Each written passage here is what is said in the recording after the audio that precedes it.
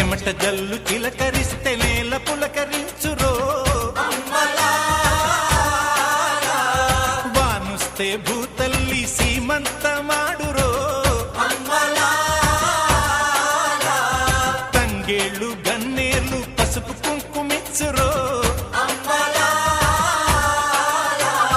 పశుల మెడన చిరు గజ్జలు కల్లున మ్రోగేను, గజ్జల మోతల్లో పల్లె పరవశించెను.